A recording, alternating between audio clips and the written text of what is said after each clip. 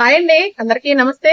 Friends, ఈ రోజు విజయవాడలో ఉన్న సుకన్య గారి గార్డెన్ కి అయితే వచ్చాము.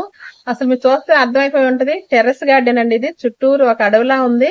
ఈ గార్డెన్ మొత్తం మీరు చూడాలి అనుకుంటే మాత్రం దీనిపై పెద్ద వీడియో మాత్రం చేయబోతున్నాను. దీనిలో డిస్క్రిప్షన్ లో లింక్ కూడా ఇస్తున్నాను, తప్పకుండా చూడండి.